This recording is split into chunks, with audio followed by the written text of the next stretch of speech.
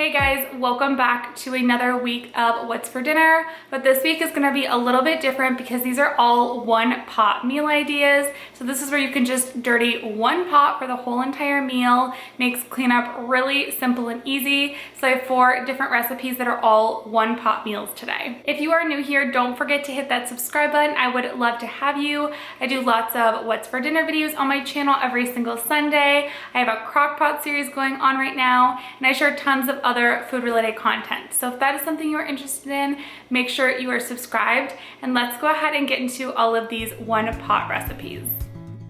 For this first recipe, I'm making an Italian sausage and orzo soup. This is honestly one of my favorites and super easy to pull together on a busy weeknight. So I'm just starting off with about a pound of sausage in my Dutch oven. And then I'm also adding in about half of a yellow onion that I had chopped up. And I'm just gonna cook all of this together until the meat is fully cooked through and the onions are nice and transparent in color. Once that has cooked all the way, I'm adding in about 1 tablespoon of minced garlic. And I'm just going to let that cook for about 30 seconds to a minute until that garlic is nice and fragrant. Once that garlic had cooked up just a bit, I'm adding in my chicken broth. So this is 4 cups of chicken broth. I added in just a little splash just to get all of the brown bits off of the bottom. So I scraped that, and then I added in the rest of the chicken broth. I do always like to make my own with just some chicken bouillon. It's a little bit cheaper that way, so that's what you see me adding there. And then I'm also adding in 1 20-ounce can of crushed tomatoes. For seasoning, it's very simple. I just added in 2 teaspoons of Italian seasoning, and then you're going to add in some crushed red pepper flakes. I would recommend about a 1/4 teaspoon, and then just add a little bit of salt and pepper to taste, and then you're just going to let all of this simmer together and bring it up to a boil before adding in your pasta. Once the soup has came up to a boil, I'm just adding in my 1 cup of orzo pasta, and you're gonna let this cook up for about 8 minutes, just until that pasta is just about all the way cooked through. Once it has completely cooked through, you can add in a few extra ingredients if you want. You can add in some spinach and let that wilt down. And then I also added in about a 1/4 cup of milk just to add a little bit of creaminess to this dish. And this soup was honestly really amazing. It had a ton of flavor, but it was very easy to pull together. I think it only took me less than 30 minutes to make this one for sure, and I just served this alongside of some garlic bread, and this was definitely a family favorite for this week.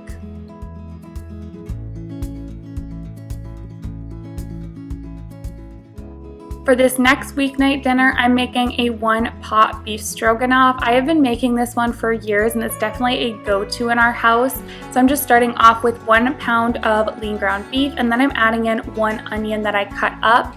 Usually I will use a yellow onion, but all I had was a purple onion, so that's what I used. And then I'm just seasoning this up with about half a teaspoon of black pepper and a teaspoon of salt. And then I'm just gonna cook all of this up in my pot until it is nice and brown.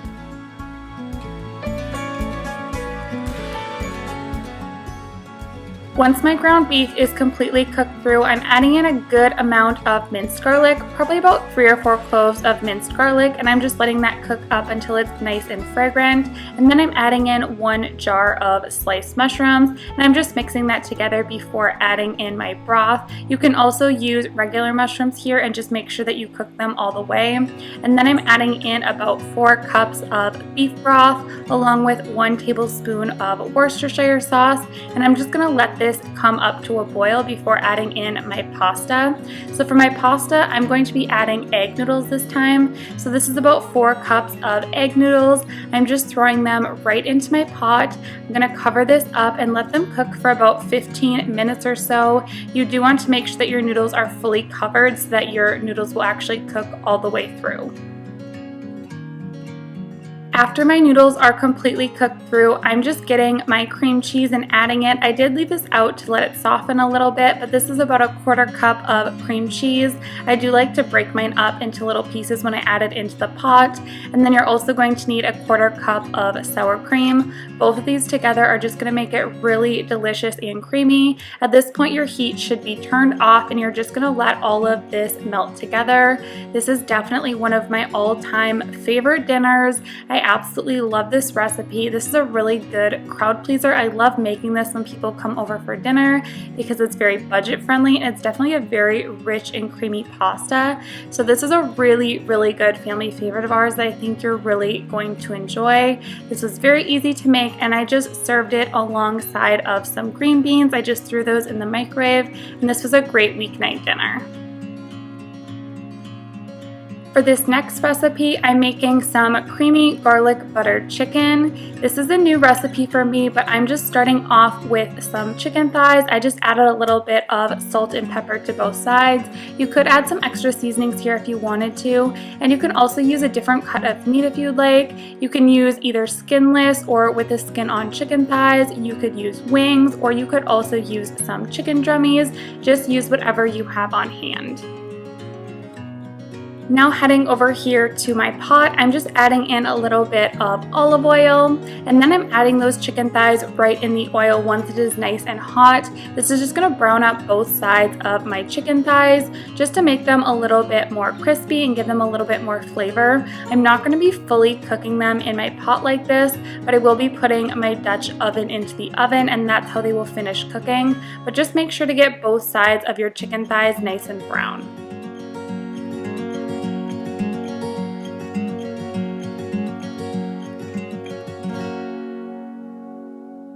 Once my chicken thighs were browned on both sides, I'm just pulling those out onto a plate, and then into my pot here, I'm going to be adding in the ingredients for my sauce.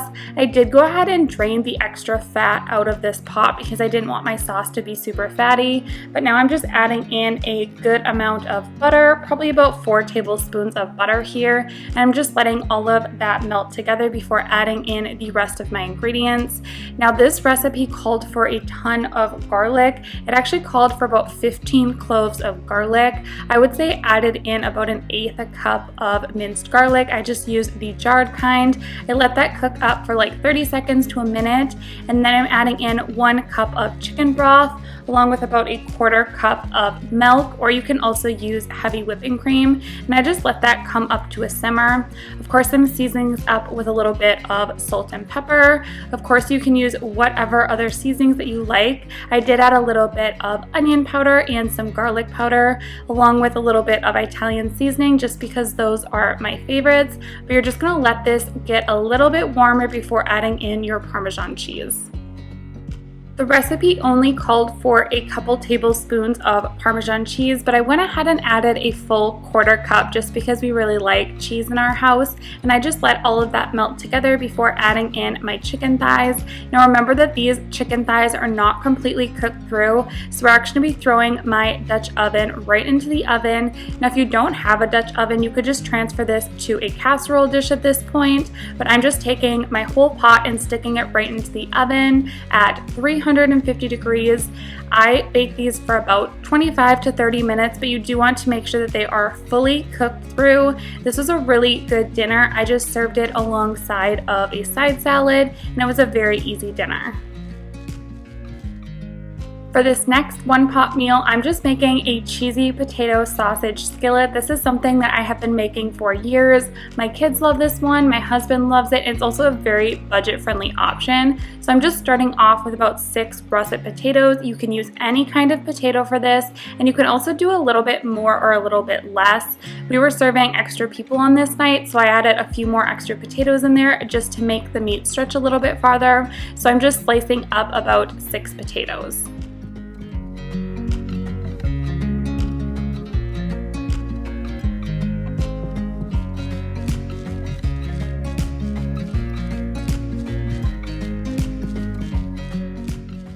Now into my skillet, I'm just heating up a little bit of olive oil, but you can use whatever oil that you like. Heat that up all the way before adding in your potatoes, and then I just like to give them a quick toss together before adding in all of my seasonings. Now for seasonings, you can add a little bit more if you like, but I just like to do a really generous amount of onion powder, garlic powder as well as some salt and pepper. You could also do paprika, chili powder if you want a little extra flavor in there, and you can also slice up an onion to add in here if you want. I was out of onions on this night, but that is another option that you can do, and it turns out really good that way too. And then you're just gonna cook all of these potatoes for about like 10 to 15 minutes until they are about halfway cooked.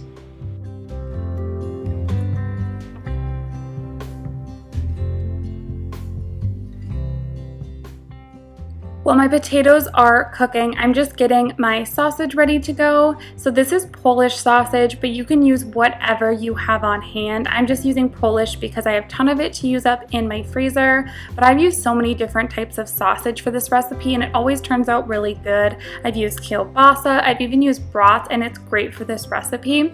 Now heading back over to my skillet, these potatoes are cooked about halfway through. I'm just adding my sausage into the pan, and now you're just gonna cook this together until your potatoes are really nice and soft, and make sure that your sausage is cooked all the way through.